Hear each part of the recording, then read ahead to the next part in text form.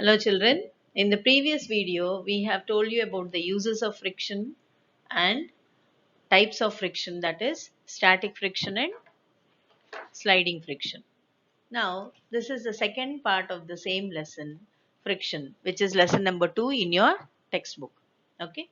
So, let us move on forward. So, previous we have told you about the uses of friction. We have mentioned about two types of friction, that is static friction and sliding friction. Now, we are going to move on forward. Now, let us go into the various factors that affect friction, Nana. Factors affecting friction. Activity.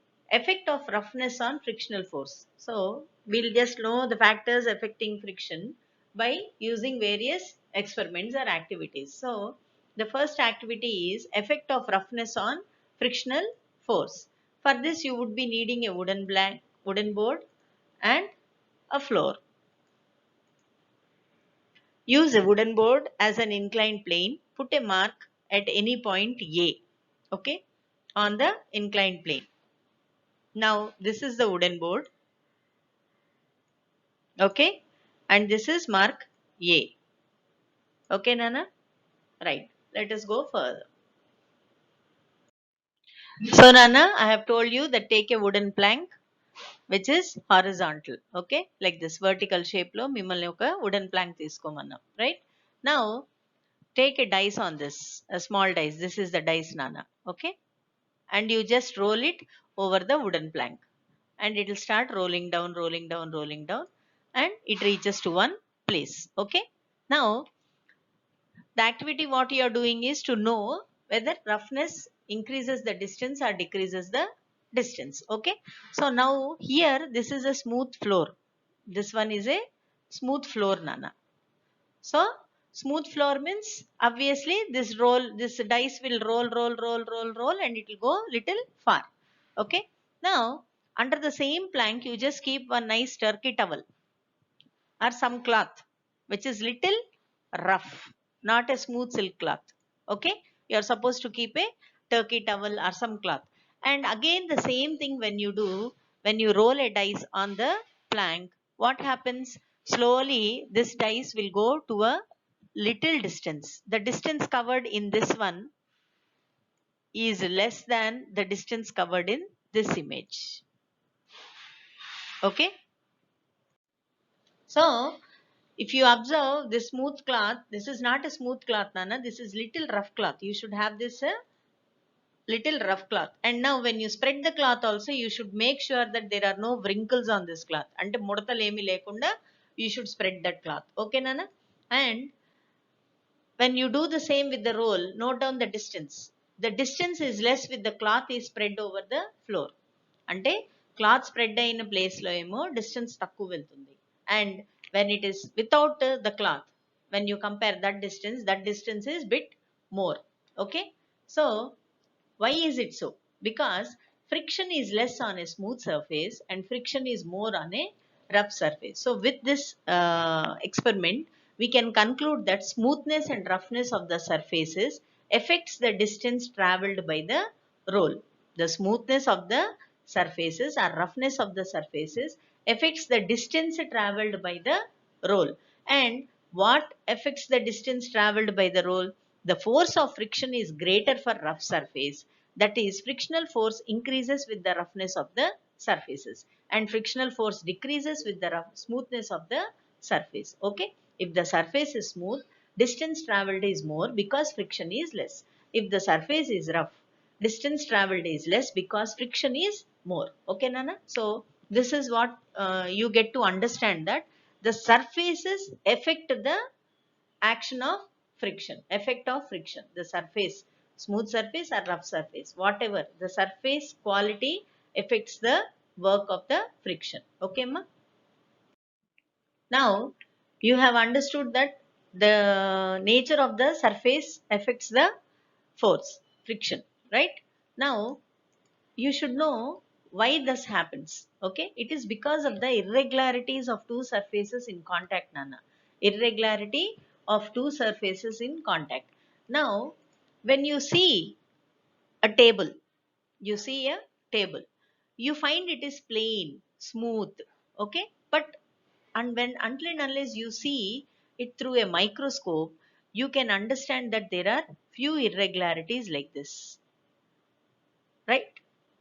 Few irregularities like this. So when these few irregularities are there, means there is nothing so called a smooth plane. There will be some ups and downs in that plane, okay, which cannot be seen by a naked eye.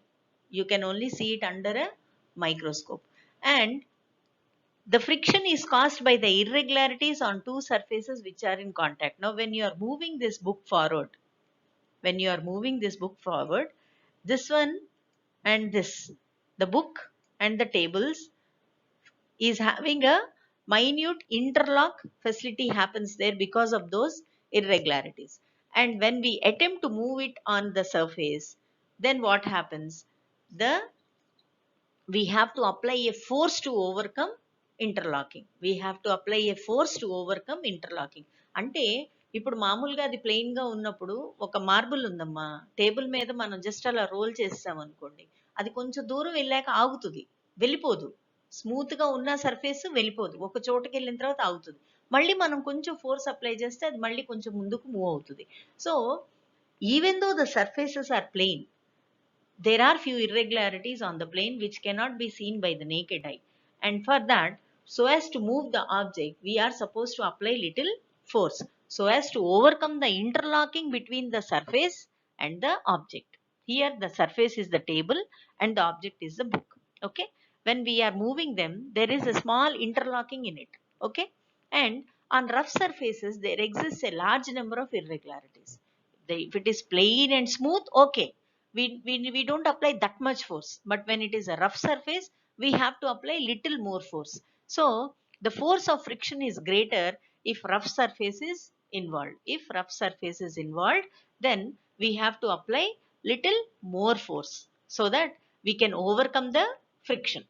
The interlocking system ni overcome cheyali ante what we have to do, we have to apply little more force on rough surfaces. Mind it, Nana, on the rough surfaces. Okay, so what are the cause of friction?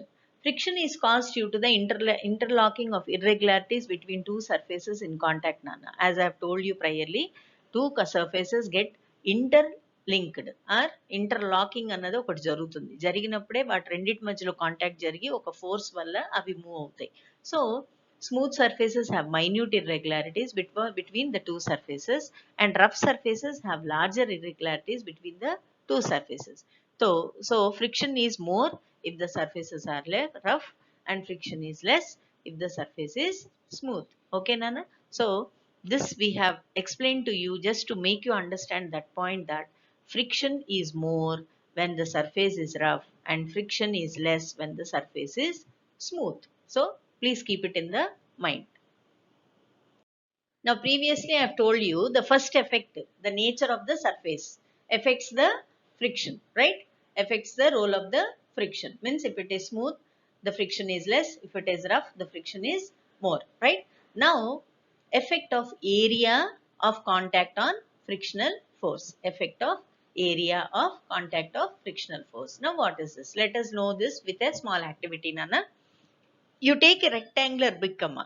Take a rectangular brick. Now you know that a rectangular brick has length is more, width is less. Okay, now put the brick, tie a rope to that brick. See, this is the brick, you tied a rope to that brick and you put the brick in a horizontal position. Now the brick is in a horizontal position, Nana. Okay, so when the brick is in a horizontal position, now this is a rectangular brick. Okay, this is a rectangular brick, right? So the width is less and the length is more. Okay, so here the area is more because the brick is in a horizontal shape. The brick is in a horizontal position. The brick is in which position, Nana? Horizontal. If the brick is in vertical position, then the area will be less, right? Here, since the brick is in horizontal position, the length part of the brick is touching the floor, so the area is more. Okay. And now pull the brick by using a spring balance, Nana. This is a spring balance. You all have an idea, no? The spring balance. Spring balance, you have two hooks. One hook is this side and one hook is the other side. The other hook is incarnated inside the thread. So that rope. So that you can get a, what you say, pattu dorukutundannamata to pull it. Okay. So when you pull it, the brick starts to move. And when the brick starts to move, you should note down the reading of the spring balance. Here you will have the readings, Nana. Here on the spring balance, you will have the readings. So then you have to note down the reading when the brick just begins to move. Okay, when the brick just begins to move. Through many surfaces, though many surfaces look like perfect planes, as I've told you, there exist many ups and downs. That means irregularities on them, okay, which cannot be seen by the naked eye. So, what happens when you pull this? You have to note down the what you say reading on the spring balance. Okay. Now, here you will observe that two forces are acting on the rectangular brick block. Two forces are acting on the rectangular brick block. Okay. So in the horizontal direction. Now this is the force that you have applied. This is one force and this is the frictional force. Okay. So that's why it is related in small letter F and force is related in big letter F. Okay, Nana. Now let us move further. So you have kept that in a horizontal position and you have applied force and you pulled the brick and you have noted one meter, the reading in the spring meter. Okay. Now the same block you just turn it into vertical direction. The same block you turn it into vertical direction. Okay. And you will find the same thing will happen. That is the force is this one and the friction is in the opposite direction.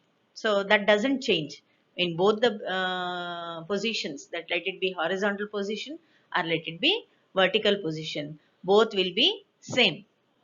Always they'll be same. Okay. And again you take the spring balance and you note down the reading.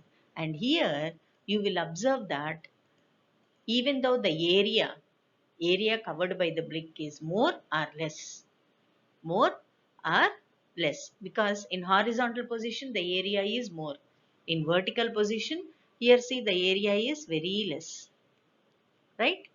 Only this much area it is taking, but in horizontal it is taking this much area, right?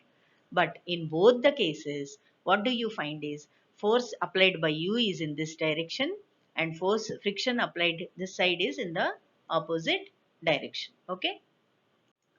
And then when you have done this in both the positions and you have noted the reading in the spring balance, you will find that the reading is one and the same. The reading does not change because the frictional force is same in both the cases irrespective of the contact of the bodies. అంటే contact area ఎంత area cover చేసుకున్నా friction మాత్రం అంతే ఉంటుంది. It doesn't change because you have kept the what you say brick in the horizontal position. You have occupied more area, Nana. And when you have kept the brick in a vertical position you occupy very less area. Okay. But even though you occupy less area or more area, the reading on the spring is same because the frictional force is same in both the cases irrespective of the contacts of the bodies. So frictional force is independent of the area of contact. Ante area doesn't play a role in increasing the friction or decreasing the friction. Here in smooth surface it increases, sorry, friction decreases, and in rough surface friction increases, right? But in higher area the friction is the same, in lower area covered also the friction is same. So area doesn't play any role in affecting the friction. Okay, Nana? So you have understood this point, I suppose. Nature of the surface shows an effect, but nature of the area does not show any effect. Okay. Now you have seen the effects of the surface, effects of the area. Now we are going to see the effects of normal force on friction. What are the effects of normal force on friction, Nana? Now for that let us do a small activity. Similarly, you take one table, okay, take one brick, tie a string, and you apply a spring balance to it, okay, and pull the brick by using the spring balance. Now note down the reading on the spring balance. You will note down the reading on the spring balance. This is the reading, okay. And when are you going to note down the reading? When the brick starts to move. When the brick starts to move. And scale of the spring balance gives the measurements of the directly applied force. అంటే మీరు ఎంత force apply చేస్తున్నారో అది spring balance లో మీకు కనపడుతుంది. And we take this measurement in the form of newtons, నాన్న, n, okay. We take the measurement of the force in n, okay. So you take the measurement like this. Now let us go further. Now the same thing, same activity, what are you going to do is, in the previous activity you had only one brick, Nana. Now what you are going to do, you are going to add another brick on it, okay. You are going to add another brick on it, okay. And you tie the spring and you connect it with the spring balance, okay. And measure the force of friction by the method described above. Similarly, you pull, as soon as the brick starts to move, you will write down the reading. And here you will observe that the reading increases. The reading increases. Why? Because ఒక brick pull చేసినప్పుడు for example 10 Newton's ఇచ్చింది అనుకున్నాను. ఆ brick మీద ఇంకో brick when we have added, it will give us 15 newtons. Why? Because the weight of the bricks have increased. బరువు పెరిగినప్పుడు ఏమవుతుంది, మనం ఎక్కువ ఫోర్స్ అప్లై చేసి పుల్ చేస్తాం, అవునా కాదా? అదే ఒక సైకిల్ని మీరు మూవ్ చేయాలంటే you will need little strength. రెండు సైకిల్స్ ని ఒకేసారి మూవ్ చేయాలంటే you need little extra strength. So extra strength పెట్టినప్పుడు ఏమవుతుంది, the force increases. When the force increases, the frictional force also increases. So when normal force increases, the frictional force also increases. When does the normal force increase? When the weight of the object increases. When the weight of the object increases. So frictional force is directly proportional to normal force. What is that, Nana? Frictional force is directly proportional to the normal force. Okay. So I hope you have understood this. So frictional force is normally directly proportional to normal force, right? And this is the symbol that you have to use when you have to say it is directly proportional. So please note down, Nana, this symbol is the symbol which you are going to keep when you say that friction is directly proportional to normal force, okay. So what else can friction do? What else can friction do? Friction produces heat, Nana. What does friction do? Friction produces heat. In the prior videos also I have explained this to you, that when two objects move and due to the friction they produce heat, right? And for example, when you are feeling very cold, what do? You rub your hands. You rub your hands, and obviously friction is the force which opposes the relative motion between two surfaces and can also produce heat. అంటే రెండు portions ని మనం rub చేసేటప్పుడు ఏమవుతుంది, when you rub your hands, now all of you once rub your hands. When you rub your hands, what happens? The temperature in your hands increases. That is heat, right? When we rub our hands together for vigorously for few minutes, light గా rub చేస్తే కొంచెం మనకి వేడి అనిపిస్తుంది. But when you rub it vigorously, means more fastly, then you find it very hot, okay. So you just rub your hands and you will just try to understand what I'm trying to say. Now for example, you take a matchstick, Nana. Just you don't touch the matchbox and fire doesn't come, no. What you do, you apply friction and see, then the flame comes out, right? In both activities we observe, because of friction temperature of the surfaces increase. అంటే రెండు surfaces లో temperature increase అయిన తర్వాత వేడి అన్నది ఉత్పత్తి అవుతుంది, okay. ఇప్పుడు when you rub your hands slowly, little heat comes. When you rub for more time, then more heat comes. But when you observe this matchstick, Nana, just a fraction of second, you get immediate heat. Why? Because the surface on the matchbox is rough.